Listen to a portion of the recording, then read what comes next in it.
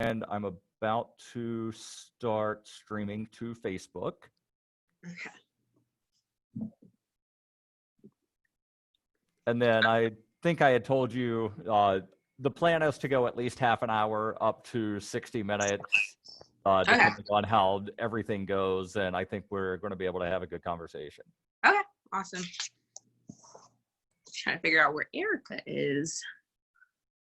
Yeah, I just got a message saying that she'll be on right at 6. Oh, okay. All right, so the Facebook stream should be starting right now.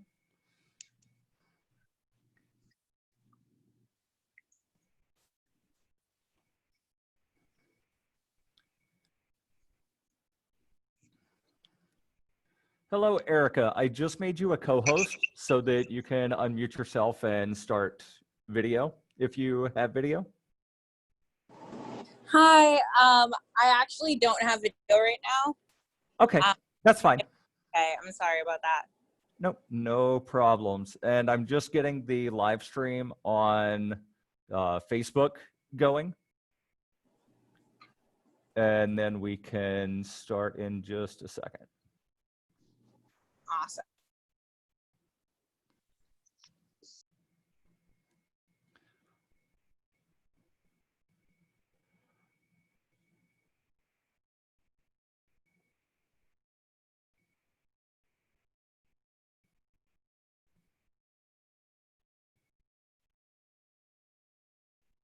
Hello and welcome to another Town Hall Thursday.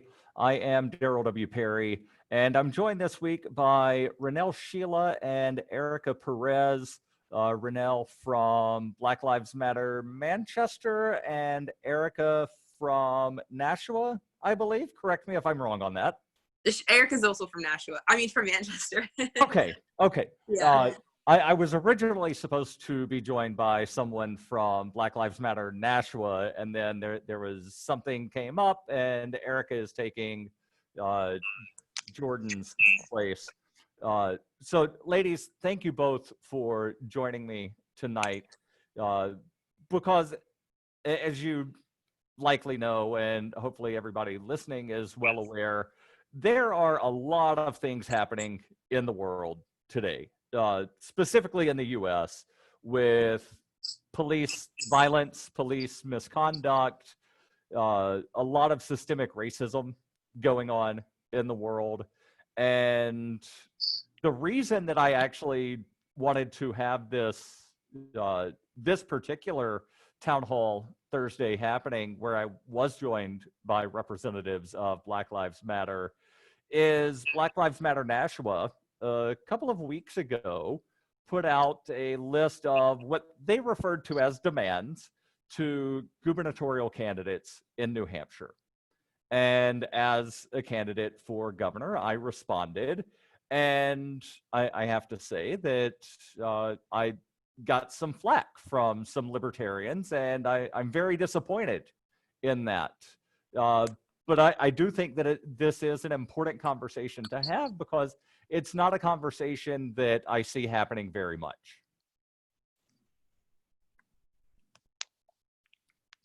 And both of you, Ronelle and Erika, feel free to jump in at any time with any thoughts that you have. I don't want to necessarily, do this as a Q&A sort of interview style. Yeah. Like, I legitimately want to have a conversation.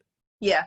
Okay. So we were actually, super pleased and everything when we saw that you had responded to our demands, especially because, obviously in politics, you don't hear a lot from the way things are set up. Unfortunately, we don't hear a lot from third parties. And so, it was awesome to see that you had responded to our demands. And I didn't know that you had received, not so great response from libertarians, but yeah.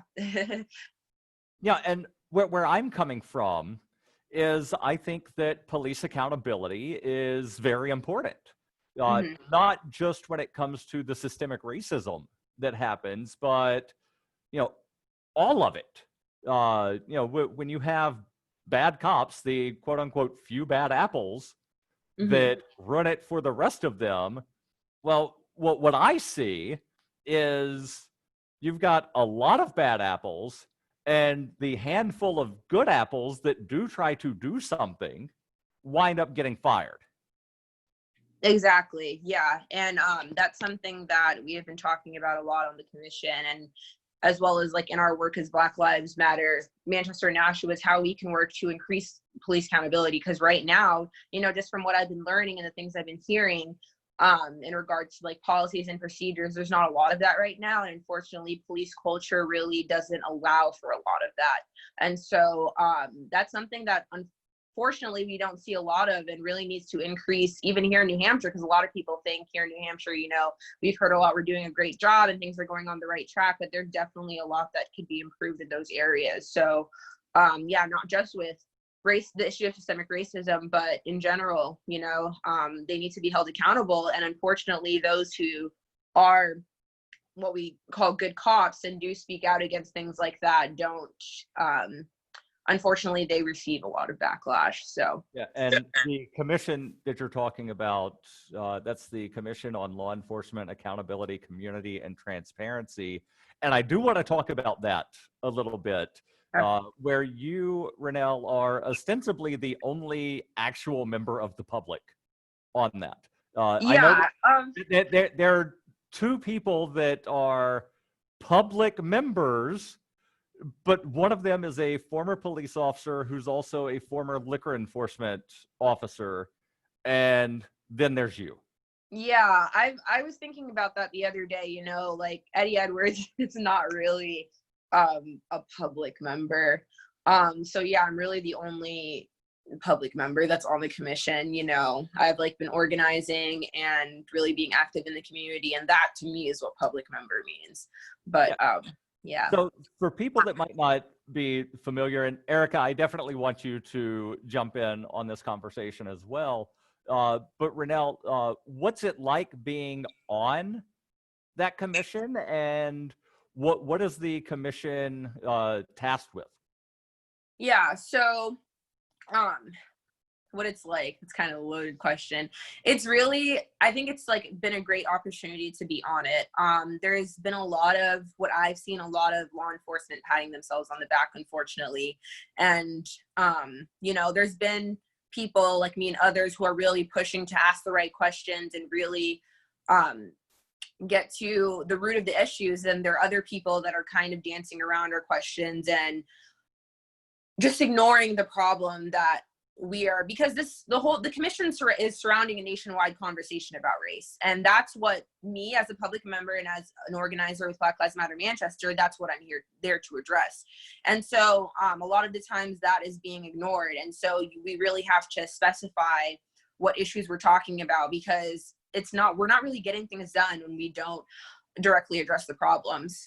So the commission is tasked with looking at law enforcement training, how we can increase accountability and transparency, and also community relations. And I believe we just began the community relations portion last week.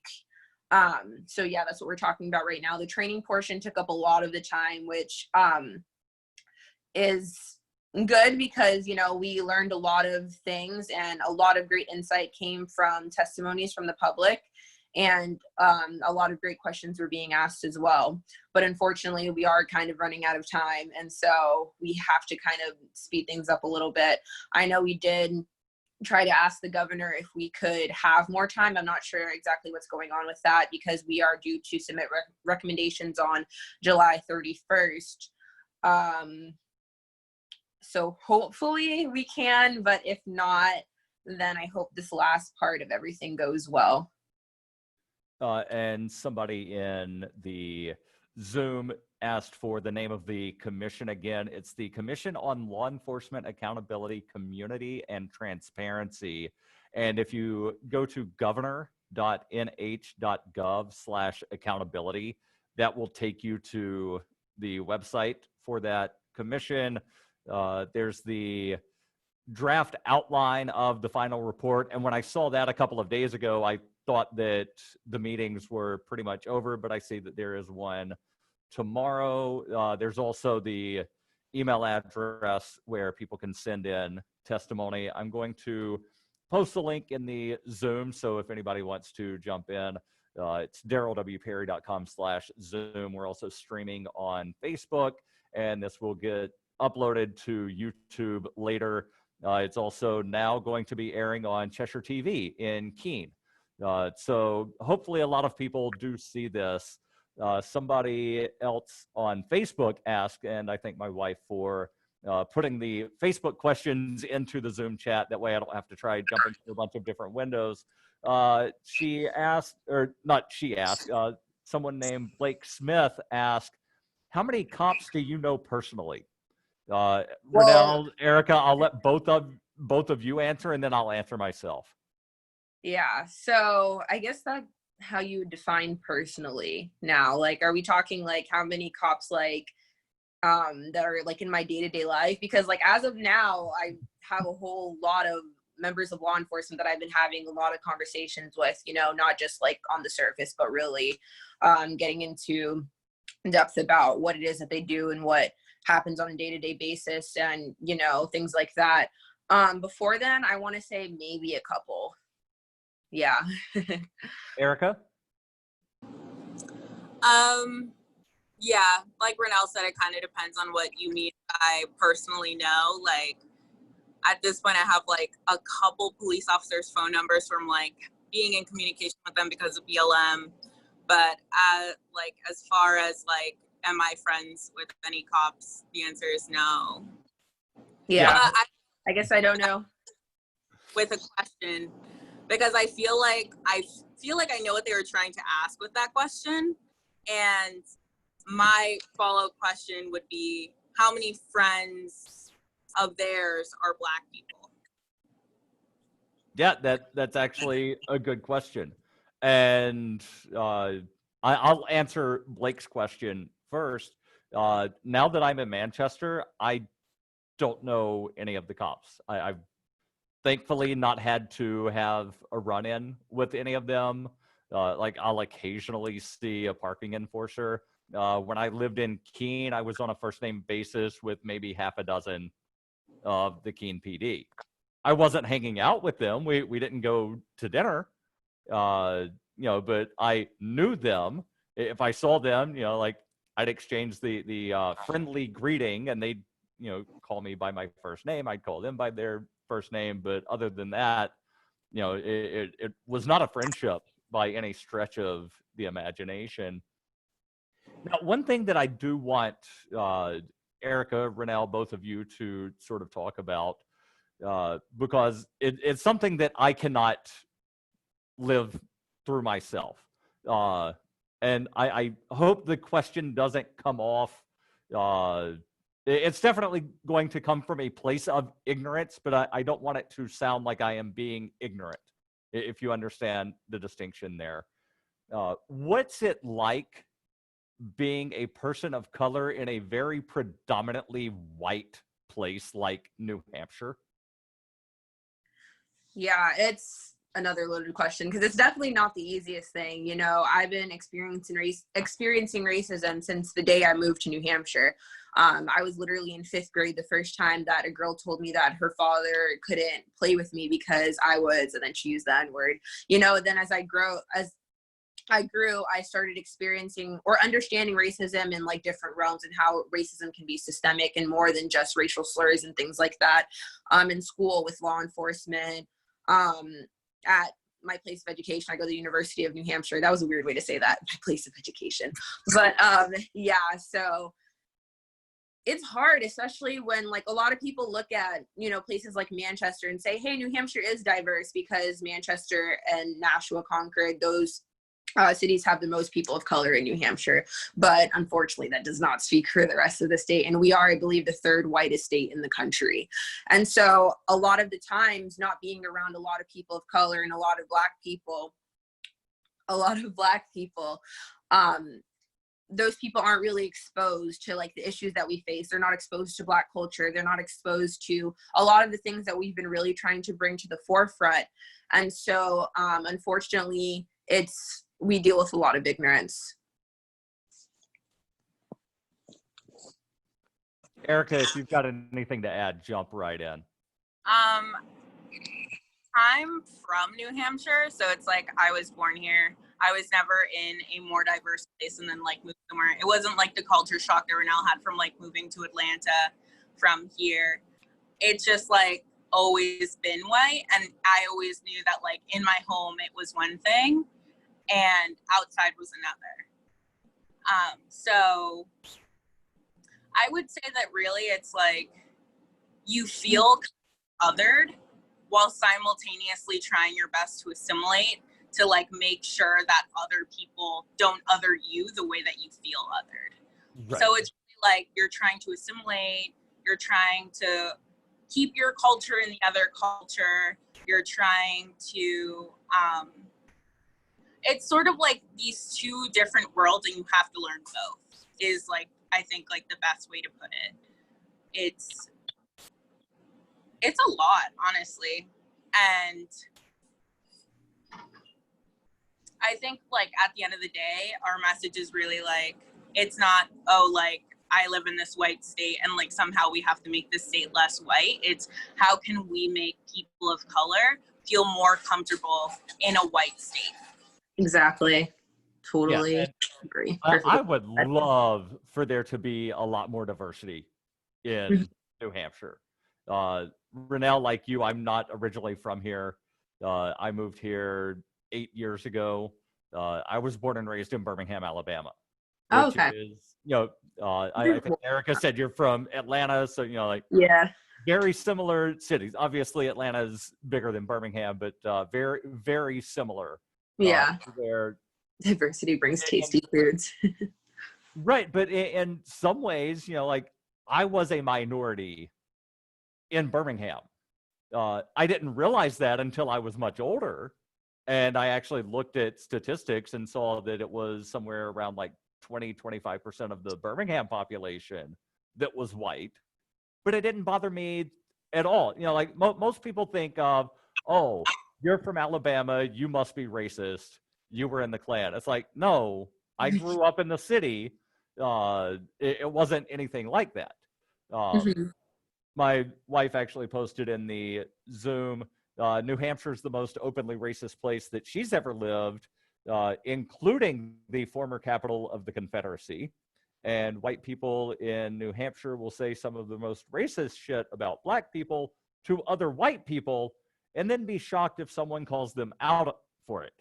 And like I've noticed that, where people will just throw around any sort of ethnic slur, not just towards a black person, towards Mexicans, Jewish people, basically any minority. People will just throw these slurs out like it's, ordering breakfast. Yeah. Is that something that you've had to deal with, or do people, try to sort of like look around, oh, Ronelle's here, I better watch myself? No, definitely. Especially going here at UNH, it's something that I hear all the time, and it's just a part of their regular language, and it's absolutely insane that they just think it's okay, and they definitely don't try to look around and be like, oh hey, like I probably shouldn't say that. I mean, regardless, in my opinion, you shouldn't be saying that in private either, but like they're not even trying, like and that's been a huge thing here. The culture at UNH is just it's terrible when it comes to that. There's been a lot of problems with how the administration has handled situations that deal with racism, and like students that have been openly racist towards people of color here on campus. So, and that's a huge conversation that's been happening this summer in light of what's happening in the country, and I'm sure will continue when we're back on campus, hopefully. Yeah, hopefully back on campus. I did see there was the forced consent paper that UNH is trying to get. Haven't signed it yet. But you had mentioned earlier, one of the things that the commission is looking at is use of force and reporting on that. And I'm not sure if either of you saw the article in the Union Leader about a week ago, I believe it was, about the use of force reports going up by about 30% in Keene. And there's the question of, is it because there's more use of force, or are the cops just getting better at reporting it now? That's a good question. I definitely don't think there's more use of force. I could be wrong. I think that's something that I want to actually look into. I didn't see that article, but we have been looking at that a lot because of the bill that was signed by Sununu last week. HB 1645, was it, Erika? There was a couple, and then there was also like a lot going on when those bills were like being amended and edited and just like all this stuff. So we got kind of confused for a while, but a lot of people thought that it banned chokeholds like outright, and there's a loophole, and that bill that basically says there's a loophole that you could drive a Mack truck through. Yeah, exactly. You know, because especially like there's a couple things that we wanted people to recognize, and that was one, Eric Garner was killed by NYPD just a few years ago, and that chokehold was banned. The officer was not held accountable for that. Chokehold is quote unquote banned here, and the bill basically says that an officer can still use a chokehold if he feels that his life is in danger. And that's basically the premise of all of their arguments when it comes to killing an unarmed Black man, is that they feared for their life. And so it's like, somebody said it perfectly, the bill had no teeth. And so, you know, it wasn't even, I believe, supposed to be like voted on this year. We heard multiple times that it might not make the floor and all these other things. And so the fact that it even happened is something that's noteworthy, but I think people really need to realize that we have a really long way to go before we see meaningful reform. Yeah, and there was something else that I saw in this bill that sort of baffled me.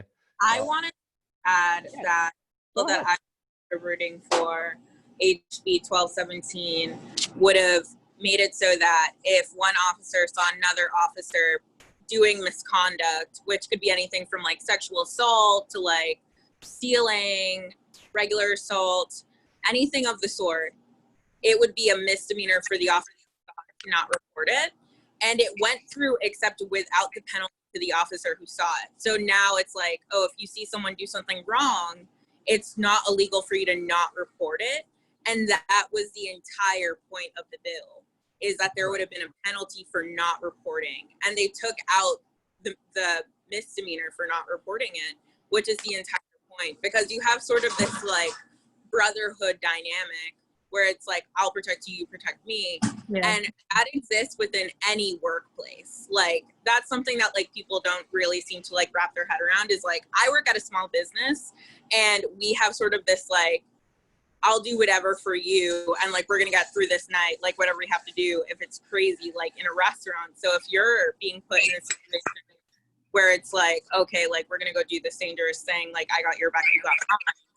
It's like that dynamic exists in so many places, including in police departments, and that's like something that knowledge, and that's something that's written into law, and they just took it right out.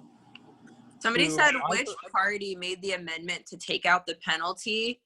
And I think that's a good question, but another thing that I think is important for people to realize is that, like, we're coming for everybody when it comes to accountability with our elected officials. You know, we're coming for everybody.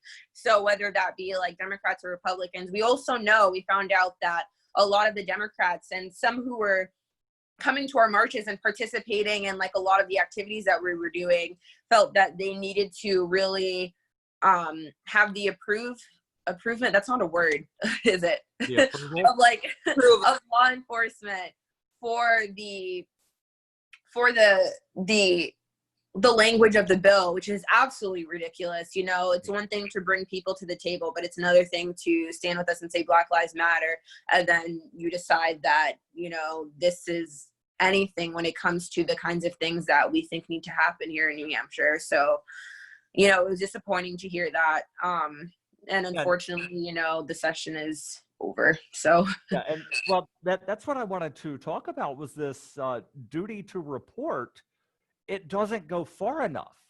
It should be a duty to intervene, because Ronelle, you mentioned Eric Garner earlier. How many police officers were standing around watching him get choked?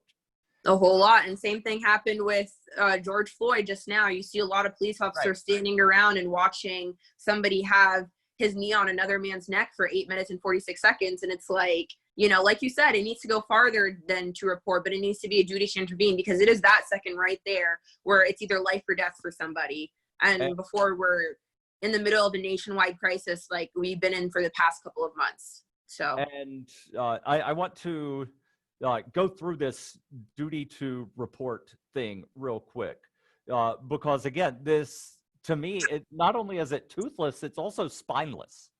So it says that an officer that observes another officer committing misconduct shall file a report, and within 7 days of receiving the notification, the chief law enforcement officer shall notify the Police Standards and Training Council of such misconduct. If the chief law enforcement officer is subject of the misconduct, the reporting officer shall report directly. No discrimination, disciplinary, or retaliatory action can be taken. So that's good that we can't fire or discipline anybody for reporting. But then this never becomes a public record. It only ever goes to the police and the Police Standard and Training Council, and the cop may or may not wind up on the Lori list. If Minnesota had the same sort of procedures that we have in New Hampshire, nobody ever would have known how many misconduct reports the guy that killed George Floyd had.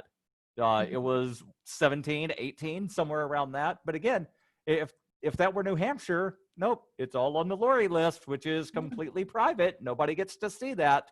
and that's another thing that has been brought up multiple times on the commission in regards to transparency. And it's just like, hey, like we're talking about transparency here, and we can't even begin to talk about increasing transparency if you don't think that the existing Lori list should be made public, because, and it should just like not exist. It should not be a private thing. That needs to be public record. And I don't think that's too much to ask, that people who are sworn to protect and serve the public are being held to those standards, and that should be made public. I don't think that's too much to ask for. Yeah, and I think that all of these reports of misconduct should also be public record. Mm-hmm. And not after this, oh, let's conduct an investigation, and if the officer is cleared. No. If I get arrested or get a ticket for anything, that's public record. Like it's in the court system. Anybody It's right can go there. down to the court and say, I want to know about State v. Darryl W. Perry, and they can look at whatever's in the file. Mm-hmm. But for some reason, the New Hampshire public record law, the 91A, there's exemptions for personnel records for government employees. So is this something, Ronelle, that the commission is looking at? Is it something that if I, as a member of the public, were to write a letter, that like they'd obviously read the letter and take it under advisement? Yeah. But is that something then that they would begin to look at? Yeah, I think that's important to note too, because a lot of people don't even know that like the meetings are going on right now and that they can like submit testimony. And so, yeah, they are going to have to look at that. Like I said, it's been brought up a couple of times now, but I don't think it's been brought up enough times. Part of that could be because, the commission is very heavy on law enforcement. But a couple of people have brought it up in their public testimonies, and I think that's really important. And I think that's another thing that I'm definitely going to be looking for when it comes to us submitting our list of recommendations. Obviously, there's going to be pushback from it. I've heard so many times, police unions are strong here in New Hampshire, but when it comes to stuff like that, I feel like as the public and as individuals, we can't back down, because law enforcement transparency when it comes to law enforcement is stemmed in these very things. And so it's something that has been looked at a little bit. But now that you say it, I will try to, find a way to slip that back in the last few meetings, because that is something that I've just thought of hasn't been brought up enough. Yeah, and I was recently made aware of a website, and apparently it's also a hashtag, 8 Can't Wait. Ronelle, Erika, are you both familiar with this? A little bit.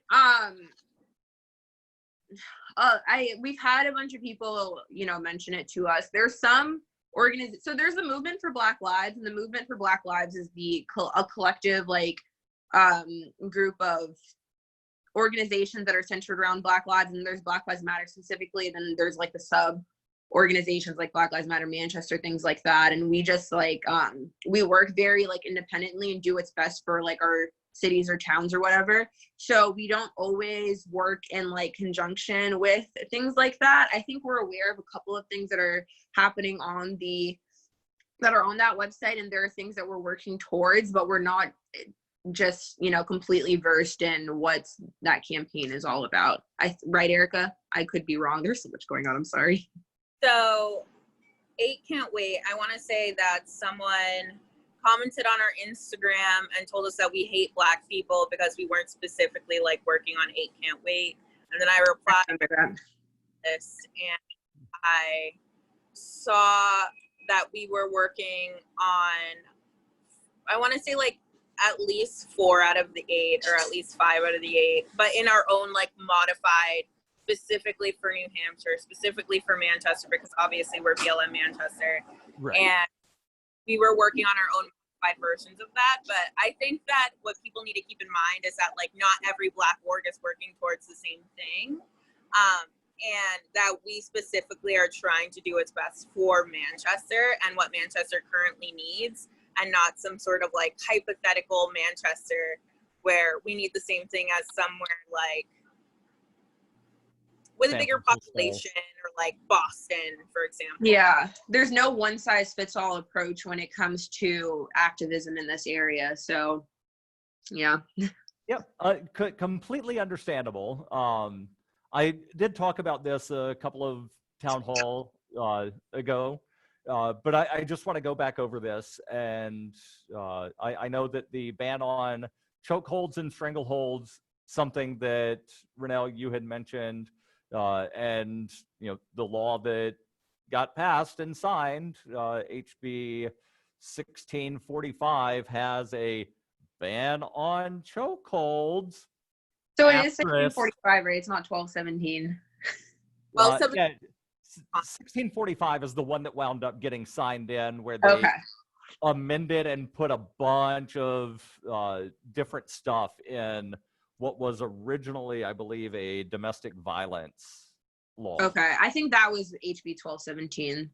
Everything. Okay. No, HB 1217 was the one for misconduct of police, and then 1645 is sort of this like roll-up bill where they put like 5 bills, and then they shook off the really important parts of the bills, and then they rolled it all up into one big nice. All right, that's what I thought. Yeah, because for 3 months, all of the committee hearings were canceled. So to make sure that we can get something passed, let's just throw a bunch of amendments and fix, kind of. The second one on 8 Can't Wait is to require de-escalation, which is something that I don't know how many police departments across the state actually require de-escalation before they use physical force. And do either of you know if that's something that the city of Manchester requires? That's a good question. I might know the answer to that. I feel like I know the answer too, but like I don't want to say like I don't want to say the wrong thing. I'm like on information overload because like I'm learning about like what a lot of other police departments in New Hampshire do as a result of being on the commission, and so like a lot of it gets jumbled. I think it's something that is taught but not required in every department. So I think it's very department specific. Exactly, that it's department specific. Specifically Northern New Hampshire, like they really don't require as much like racial bias specifically as Southern New Hampshire. I know that in some parts of Southern New Hampshire, like I want to say Manchester, you have to do racial bias training. But let's say like you're an older officer, like you've been working for a while. I know that I heard on one of the police commission calls at least that you aren't required to make up a newly required training when you're an officer. And then they only, I don't remember for which training, but they only have enough in the budget for some of the officers to do it. So it's like, even when they are like, okay, now we have this who wants to do it. It's who wants to do it that does it, because they don't have it in the budget to have every officer do something. And I'm glad, Erika, I'm glad you mentioned the implicit bias training. Yeah. Because I just got told a couple days ago by my wife that there was a study that came out saying that implicit bias training backfires against the wrong type of person. So, I saw that. I saw, I think somebody has mentioned to me that implicit bias training, I think when they come out of the training, they actually have more bias than they did beforehand. And I think somebody else said that there was a study done that says that apparently they do like better when it comes to like how much sleep they get before their shifts and like all of these other things that go into it. I've seen other places where I believe, was it in Jersey, where it did like, where it went well. I could be wrong. That could be something else. But you know, I learned that the Police Standards and Training Council here in New Hampshire, Director John Skippa, said that they don't even feel like right now they have sufficient in-house expertise on implicit bias training and things like that. And they actually have to, I can't remember what the word is, but they have to actually get somebody like Eddie Edwards to come in and, you know, teach with that when it comes to that, but they don't have like sufficient in-house expertise. And I think it's like a couple of white guys that go and teach about things like that when it comes to the police standards, PSTC.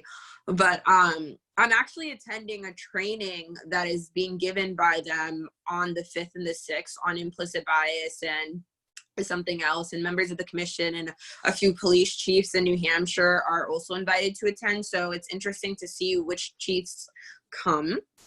I wonder, I don't know who exactly was offered to, but I'll be interested to see, like, I think he said that he feels like it would be valuable for the commission to see, and I believe that's the one that's either been used for his town in Hanover or he wants to. So I'd like to see what happens. Okay. In my opinion, police departments don't need implicit bias training. They need implicit bias testing. Anyone who fails doesn't get hired.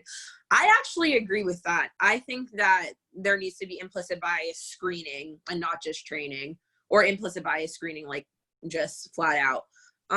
You know, you find that when things like this happen, and then you look at their history and like the things that they've said and done in the past and find out that they exhibited tons of bias and apparently they fell through the cracks and nobody either knew or people knew and they didn't seem to care and think that it was important enough to, you know, be like, hey, maybe this person shouldn't be a police officer. So. And I am really interested in knowing which of the police chiefs do go to the training that you mentioned. Mm-hmm. Because I would like to compare that to the list of police officers that go to testify against cannabis legalization. Because I've been to numerous legislative committee hearings in both the House and the Senate where police chiefs and like the head of the police chiefs union comes in and they testify against legalizing cannabis. It was actually police chiefs that pressured then Governor Maggie Hassan to threaten to veto medical cannabis if home grow was not stricken, which is why it took several years from the time we first got what's referred to as therapeutic cannabis in New Hampshire until patients were allowed to grow their own. There was it a legalization bill that wound up failing a Senate veto override last year because Mayor Joyce Craig called up all three of the senators from Manchester and, you know, gave them a stern talking to because police are against this. So we have police on the one hand saying we don't make the laws, we enforce them, while simultaneously lobbying in favor of laws that they are then going to enforce. Exactly. Perfect way to say that.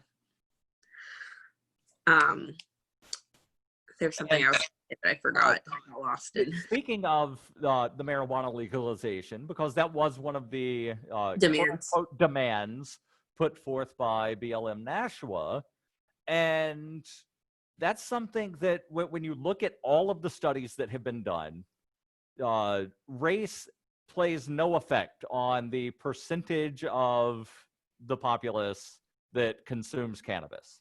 Mm-hmm. But if you look at the statistics from New Hampshire, and Ronelle, I can see you shaking your head. Yeah, because decriminalization, 4.1 times more likely to be arrested for nonviolent drug-related offenses here in New Hampshire. And I know a lot of people saw that on our list of demands, and they said, like, why are you throwing that in? Like, how is that, like, great, fight for racial justice, and then try to throw in legalizing marijuana. And I'm like, hey, this just proves that here in New Hampshire, we have a long way to go in this conversation, because people don't understand the link between people who are incarcerated for nonviolent drug-related offenses and racial justice, because unfortunately that makes up a lot of the prison population, and a lot of the prison population is Black Americans. So Yep.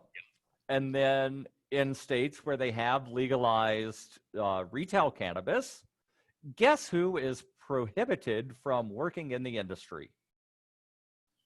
Anyone who has ever been convicted of a drug offense. mm-hmm. And so you have white people who are profiting off of an industry that Black people are literally serving time for and have served time for, and it's just absolutely insane.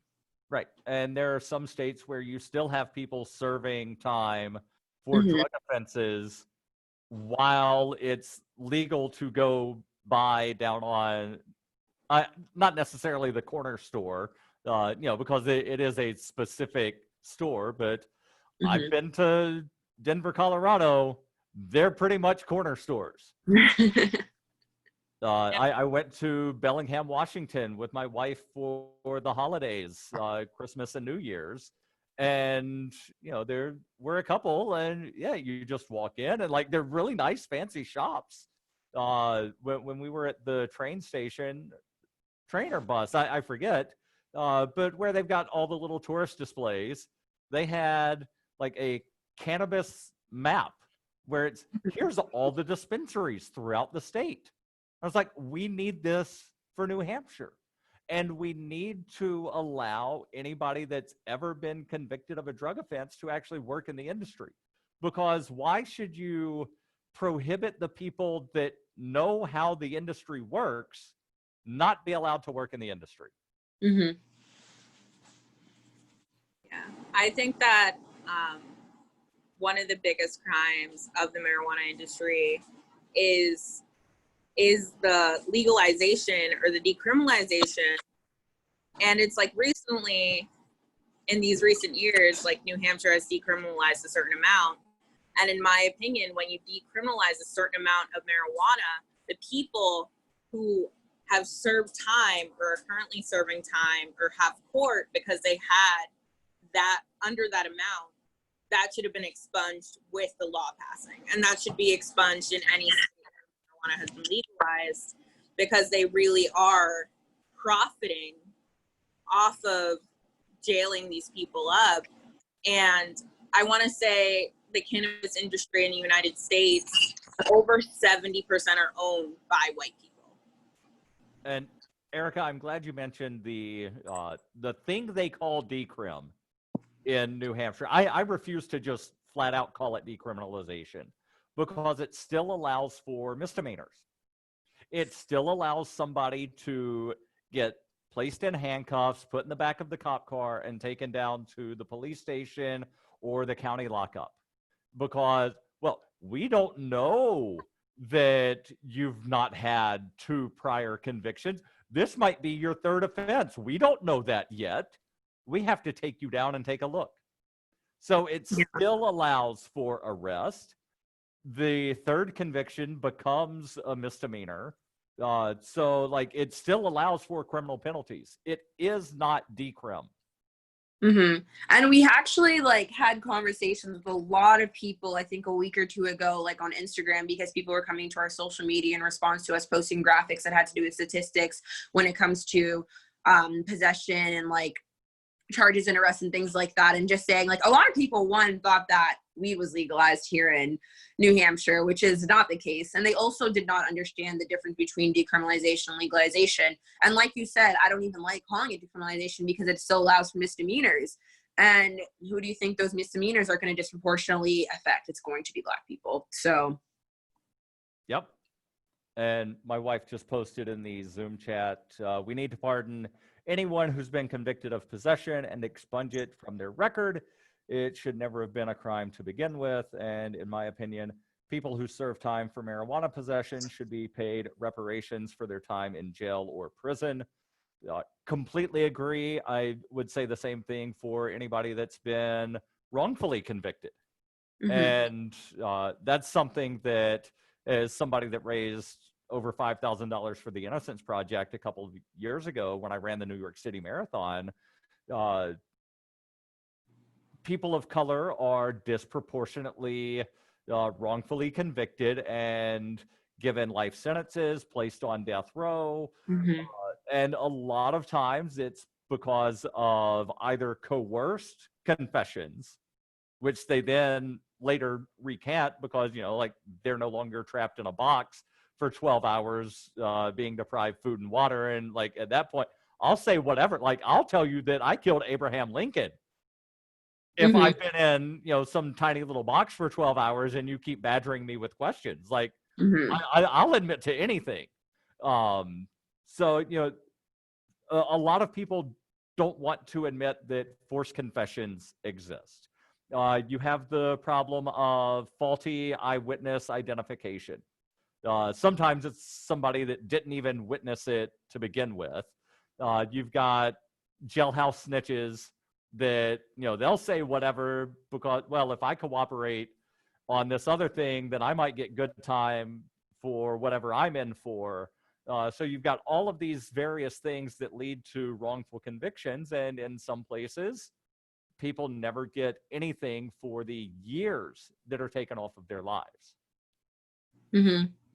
And a lot of the times Black people, like, they prey on the fact that Black people don't know their rights. And so it's very easy for them to take advantage of people of color in those situations.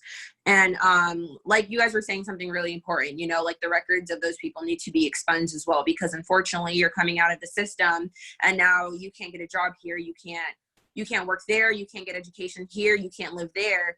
And then where do they end up? They end up back in the system because of crime. And so, like, it's not enough to just legalize marijuana. We must also expunge the records of those who have been convicted of nonviolent drug-related offenses as well. And I'd even go so far as to say ban the box, where on job applications, there's that box of, have you ever 100%. been convicted?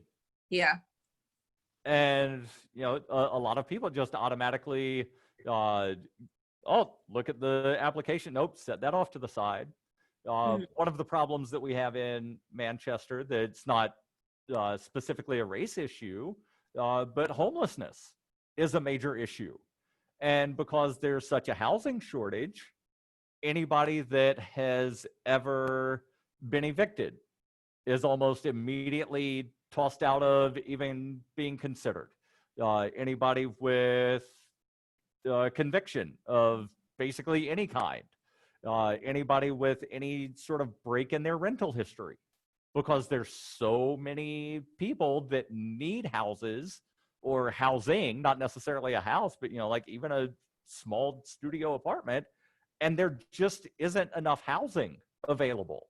So, it all sort of ties back into the criminal justice system being, overreaching, like way more than what it should be, where, all kinds of ridiculous stuff is illegal. And, as you mentioned, you've got cops that will prey on people of color. They prey on poor people. And unfortunately, in New Hampshire, there's a large overlap there. Yeah. And, we'll just trump up charges. And what are you going to do? Yeah, you're going to plead guilty because you don't have the money to hire a really expensive lawyer to fight this. Mm-hmm. I read something recently, I believe it was 98% of people in New Hampshire take a plea. Like, is this something that the commission is looking at? I didn't even know that number. Wow. I'm glad that you brought up housing, because housing, especially in Manchester, has gone up so drastically that now the average dollar amount for a 2-bedroom apartment is $1,200. So it's like, when you're looking at the way that rent is going up in Manchester, it's almost making it impossible for a low-income family to sort of buy, especially now when unemployment is so high. I remember even looking for like my own apartment. It was very difficult, and I couldn't even imagine, like, we're in the middle of a drug epidemic. Like, we're in the middle of a lot of epidemics, but we're in the middle of a drug epidemic, specifically in Manchester. And you're sort of like, as much as there are programs to like help these people, once you arrest somebody for a drug charge, nonviolent drug charge, this also like is for opiates, right? So it's like these people, you know, they are struggling with abuse and they're charged, and suddenly they have a record, and then maybe they're for a while. And the first thing that they ask you on an application for housing is for your history of living for the past 2 years. And then they also ask you if you've been convicted of something. So what do you think the likelihood is that you're going to get accepted for an apartment in Manchester when they already make it so hard to just do it when you have nothing in your history that's wrong? It's like, if you don't have a reference, you can't get an apartment. We're making it hard for people to have somewhere to live. We're making it hard for people to live. We're not helping these people the way that we should be with drugs in our epidemic. And it's just sad. Like, recently they took the porta potties away from the homeless by the river, and they took away those resources, and that was pretty bad. The porta johns, the portable sinks. Exactly. They removed all of the fencing that was, you know, basically protecting, and protecting is probably not the right word, but it served as a barrier between, you know, the edge of the road and where everybody was staying. Like, I think having fencing there is a good idea, because if, you know, something happens and a car skids off the road, you want something that's going to, you know, hinder that before it just, you know, goes into somebody's tent. And that's the reality of the situation, you know, because they're going to be there. And so, like, you know, it's, how are we going to choose to act in that situation? Are we going to choose to, you know, be proactive and, like you said, have a fence there because it makes sense? Or are we just going to take those things away, hoping that it's going to deter them from, like, what is it going to deter them from? Because they're going to be homeless. And so it's just like, those issues need to be fixed internally. And there was the article in the Union Leader where, I forget who it was from the city, said, oh, we hope that taking away the resources causes them to go to the shelter. Well, the shelter's now at reduced capacity because of COVID. So even if everybody that was at, you know, that one specific, I forget what they were calling it, like settlement or encampment. Encampment was the term. If everybody from that one specific one down by Bridge Street went to the shelter would then be at capacity. There was, you know, a count of somewhere close to 200 people that were staying at the various encampments that they knew of. There's not 200 shelter beds. So, like, you do bring up a really good question of, where are these people supposed to go? And I think the answer that the city of Manchester, specifically the mayor and the board of aldermen, they just want them to go away. And I remember before the mayoral election last year, where both of the mayoral candidates that made it through the primary were really anti-homeless. There was the one, Sullivan, I forget what her first name was, but she was talking in one interview about, I went downtown and I saw 5 homeless people. It was so horrible.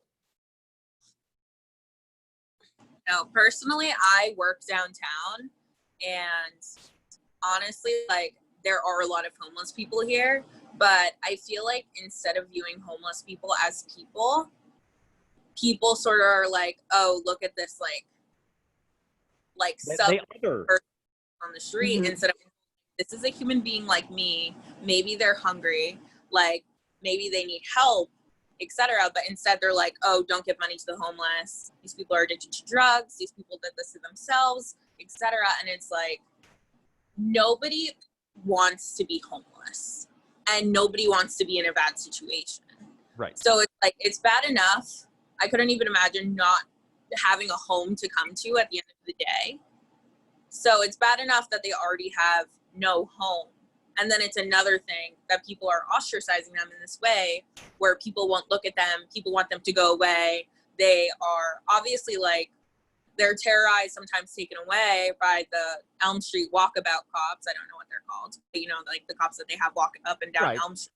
The majority of their job is to kick the homeless people off of the sidewalks and to get them away from businesses. Yeah.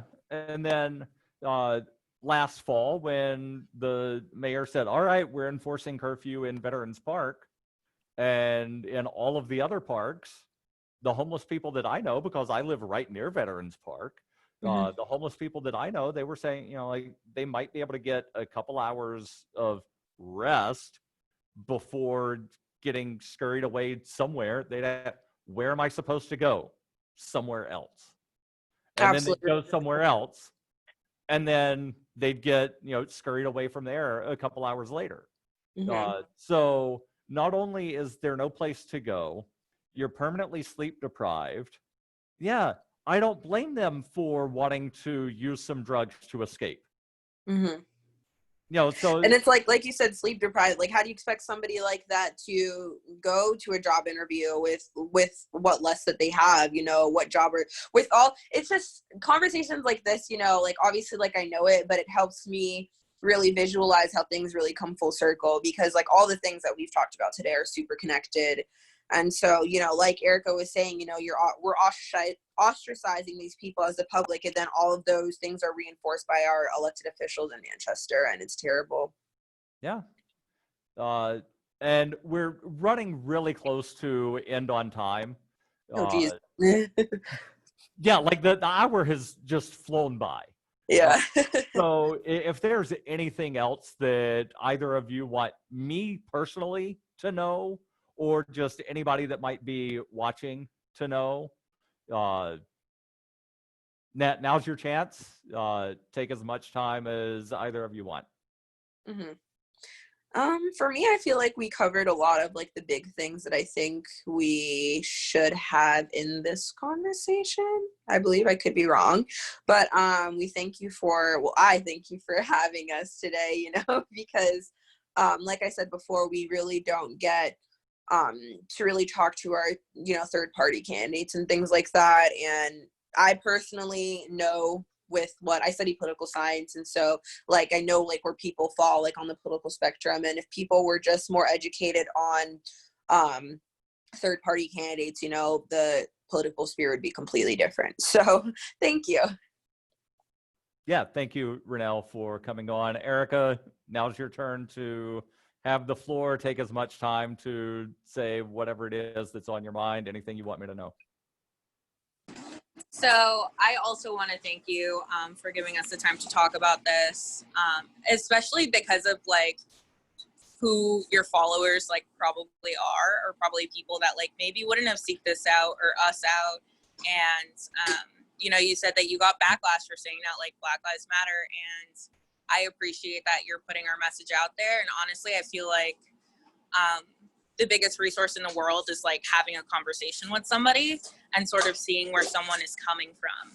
And sometimes it's hard to humanize somebody or what they believe in until you have a conversation with them. There's a lot of like moments in my life where I felt like I had to earn somebody's respect. And as soon as they had a conversation with me, they understood that I was a person, that my experience mattered. And I felt like understood in that moment, even though me and people are like fundamentally different. So I want to thank you for that, and the people who are watching. And I felt like it was a really good conversation. Agreed. Excellent. Thank you, Erika. Thank you, Ronelle. And just one more question. are there any upcoming BLM events happening in Manchester? Anything in Concord? Like a state house sort of event? Any vigils coming up? So we don't have any like rallies or protests planned at the moment. However, tomorrow night we are screening the documentary Good Trouble to honor the life of John Lewis, a very prominent civil rights activist and elected official here in the United States, in Manchester tomorrow night. At 8:00, Dairyfield Park. Excellent. Again, Ronelle, Erika, thank you so much for joining me. And everybody that's watching, thank you for watching. And I'll be back next week with Dr. Jo Jorgensen, Libertarian Party presidential candidate, who Ronelle and Erika, you might be happy to know, she actually came to the BLM vigil at Stark Park in June. We heard about that. Yeah. It's awesome. So again, thanks for coming on, and thank you everybody for watching. Thank you. Thank you.